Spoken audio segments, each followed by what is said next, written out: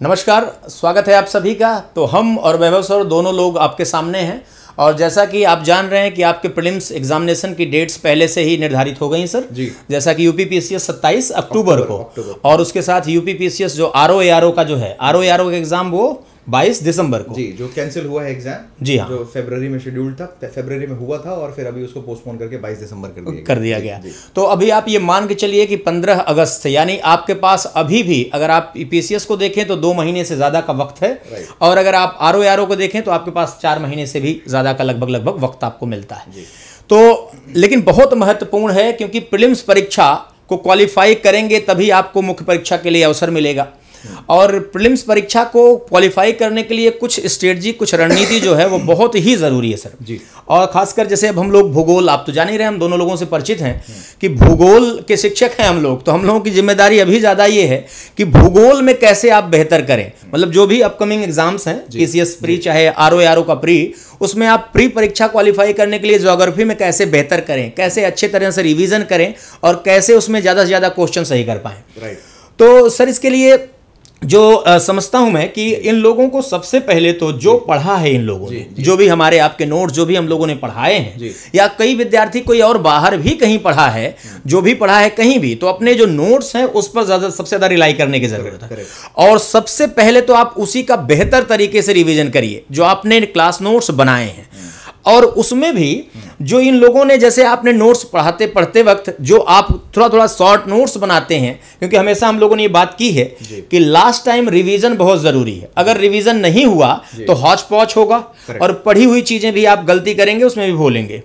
तो आप उसके लिए क्या करें कि पढ़ते समय ही जो आपने जो शॉर्ट पॉइंट्स बनाए हैं, छोटे छोटे आपने, यानी अपने नोट्स को जो और शॉर्ट पॉइंट्स करके बनाया है उस पर अच्छे से आप ध्यान रखें, उसको बढ़िया तरीके से आप रिवाइज करें, पहली चीज़।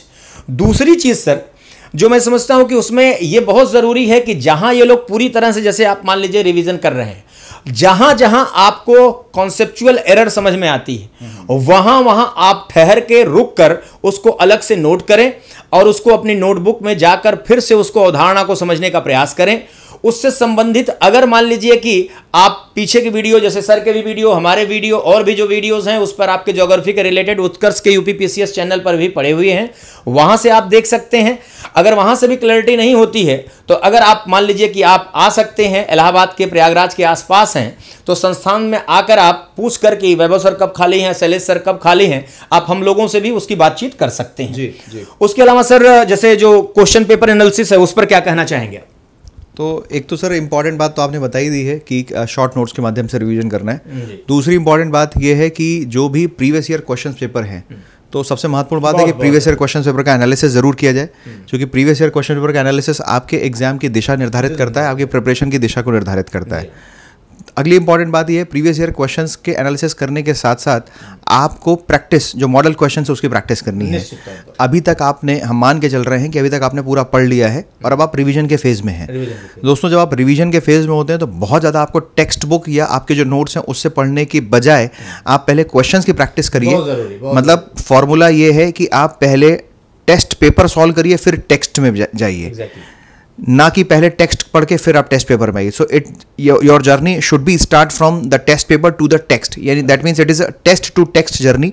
सो पहले आप टेस्ट पेपर सॉल्व करिए, टेस्ट पेपर सॉल्व करके आप टेक्स्ट में जाइए। पर्टिकुलर जो पॉइंट आपको, जैसे आप फॉर एग्जाम्पल जलवायु पढ़ रहे हैं या लोकल विंड्स पढ़ रहे हैं, तो जो लोकल विंड से क्वेश्चन बार बार आपका गलत हो रहा है, उस लोकल विंड को आप वहाँ जाकर पढ़िए और अपने प्रिपरेशन को और अधिक एक्यूरेट बनाइए।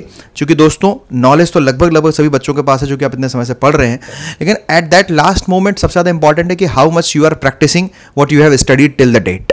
जो भी अभी तक आपने पढ़ा है उसका आप कितना अभ्यास कर रहे हैं, और अभ्यास करने का सबसे बढ़िया तरीका है प्रीवियस ईयर क्वेश्चंस का एनालिसिस और प्लस मॉडल क्वेश्चंस बहुत सारे अवेलेबल है। जैसे हमारे संस्थान में ही टेस्ट सीरीज अवेलेबल है, टेस्ट सीरीज के माध्यम से आप अपने क्वेश्चंस की प्रैक्टिस कर सकते हैं। अदरवाइज मार्केट में बहुत सारे प्रैक्टिस सेट्स अवेलेबल हैं, तो उन प्रैक्टिस सेट्स के माध्यम से आप प्रिपरेशन करें।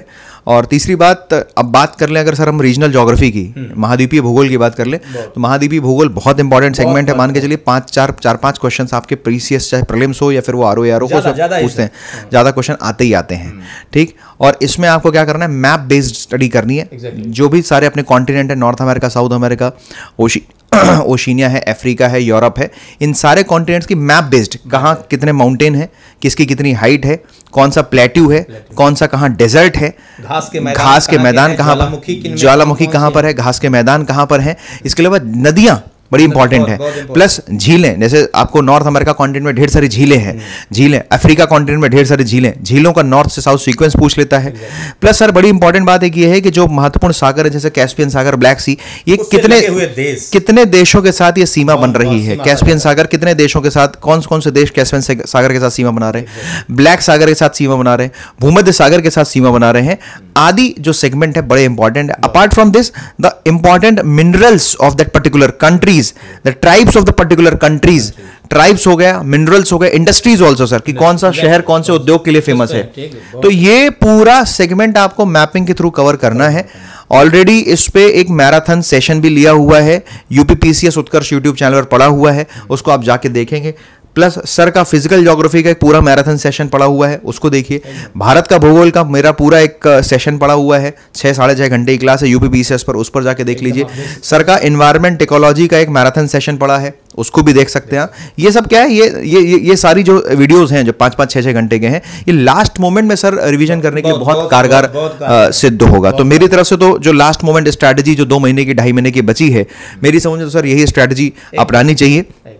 और आज 15 अगस्त है और आप लोग थोड़ा सा शपथ लीजिए, प्रण लीजिए कि आज 15 अगस्त को आपको और कौन कौन से ऐसे काम करना है जिसके अगली 15 अगस्त तक आप जो है आप किसी ऐसे आधिकारिक संस्थान में जाएं और वहां खुद स्वयं आप झंडे को सलामी दें और ध्वजारोहण आप खुद करें। आज तो आप अपने कमरे पे टेबल चेयर में बैठे हुए, लेकिन अगला जो 15 अगस्त होना चाहिए वो अगला 15 अगस्त निश्चित रूप से किसी सरकारी दफ्तर के माध्यम से वहां पर आप खुद ध्वजारोहण कर रहे हो और उस पूरे सेरेमनी में पार्टिसिपेट कर रहे हो। ऐसा संकल्प आपको लेना है आज।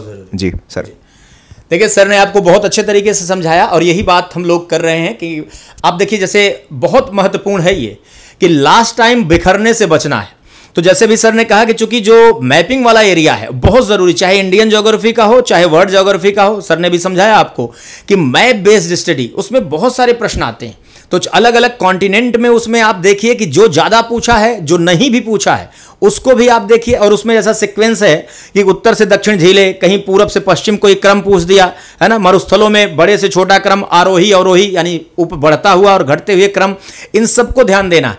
और जो जिसको लोकेशन बेस्ड जो है, जो क्षेत्र है, जैसे सर देखिए आप भूमध्य सागर आपने बात किया, ब्लैक सागर, कैस्पियन सागर, अरल सागर, और इधर की तरफ आप आ जाइए प्रशांत महासागर के पश्चिमी तट से जुड़ा हुआ जो चीन का है, जापान का क्षेत्र है, इन सब क्षेत्रों में यानी ये ऐसे क्षेत्र हैं, साउथ चाइना सी वाला एरिया है जहां कोई विवाद है, कोई करंट से संबंधित चीज है, उसको सीधे नहीं पूछेगा तो इनडायरेक्ट वे में उठाकर पूछ देगा। तो लोकेशन एकदम क्लियर रहे, देशों की राजधानियां भी मिलाने के लिए देता है, वो भी आप स्पष्ट रखें। और पर्वत, पठार, मैदान, घास के मैदान, मरुस्थल और ज्वालामुखी, किन क्षेत्रों में जलसंधियां और जनजातियां, इस पर बहुत फोकस करना। जनजातियां, नदियां, इन सब पर बहुत फोकस करना हो, चाहे भारत का भूगोल हो और चाहे विश्व का भूगोल हो। तो इसको अच्छे तरीके से आपने अगर कुछ बनाया हो तो ठीक है, नहीं तो पढ़ते वक्त आप ब्लैंक मैप लीजिए, इन सबको उसमें भरिए। अभी भी समय है सर, पर्याप्त समय है, तो आप उसमें भरिए और भरते हुए इन चीजों को याद करिए बार बार। और हां, कथन कारण वाले प्रश्नों पर प्रैक्टिस करना मत भूलिए, उसके लिए कॉन्सेप्चुअल क्लैरिटी चाहिए। आप सर के वीडियो हैं, मेरे वीडियोस हैं, पर्याप्त ज्योग्राफी दोनों लोगों को मिलाकर पर्याप्त वीडियो है, आप उसको देखकर समझिए। और अगर आपको उसमें भी दिक्कत हो रही है, कोई दिक्कत, तो आप संस्थान आकर समय पूछकर आप उससे भी मिल सकते हैं। तो हम लोगों के स्तर पर जितना प्रयास होगा आपके लिए किया जाएगा। और जैसा सर ने कहा कि अंतिम में आपकी प्रतिबद्धता ही सबसे महत्वपूर्ण है। अगर आपने ठान लिया कि अगले साल तक फिर कहीं आपको किसी झंडे को सलामी देनी है, किसी पद पर रहना है, तो उसके लिए आपको लास्ट समय बिखरना नहीं है। और एक बात और, बहुत ज्यादा भटकाव नहीं कि मतलब जैसे लास्ट टाइम आप बहुत सारी चीजों को देखने के चक्कर में फोकस आपका खराब हो गया। तो जो पढ़ी पढ़ाई चीजें हैं उस पर जो आपने, और मान लीजिए कुछ नई चीजें अगर आप ऐड कर सकते हैं, जैसे इन्वायरमेंट में, ज्योग्राफी में कुछ नई चीजें ऐड हैं, करंट रिलेटेड हैं, उसको आप अच्छे से देख सकते हैं।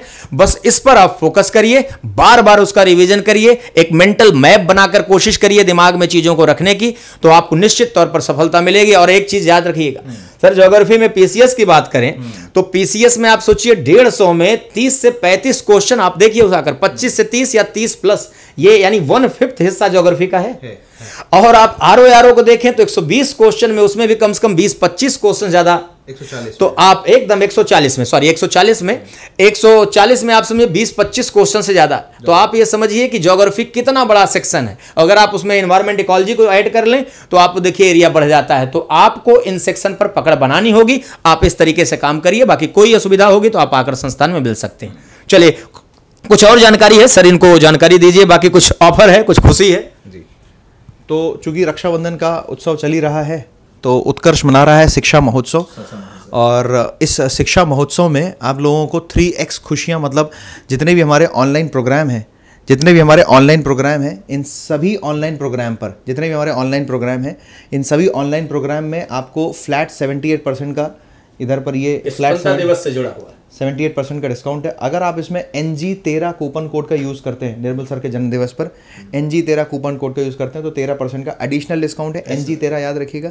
इसके अलावा रिवार्ड पॉइंट से संबंधित बात यहाँ पर ऑलरेडी लिखी हुई है, ठीक है। तो उत्कर्ष में UPPCS के एग्जाम के सभी ऑनलाइन कोर्सेज पर दोस्तों याद रखिएगा ये ऑफर 13 से 21 अगस्त तक ये ऑफर अवेलेबल है। तो उसके पहले अगर आप UPPCS जैसी परीक्षाओं की तैयारी कर रहे हैं तो एक बहुत शानदार और सुनहरा अवसर है बहुत अफोर्डेबल रेट पर अपनी प्रिपरेशन को गुणवत्तापूर्ण तरीके से बेहतर बनाने का। तो मैं चाहूँगा कि आप लोग इस ऑफर का लाभ उठाएं और अपनी प्रिपरेशन को और अधिक शानदार और बेहतर बनाएं सर। तो सर जानकारी आपके लिए हो गई, और अब तो शुभकामना हम लोग देंगे, और जहां हम लोगों की जरूरत पड़ेगी वहां आप बताएंगे। पीछे के बहुत सारे वीडियोस हैं, उसमें देखकर आप आराम से चीज़ों को क्लियर कर सकते हैं।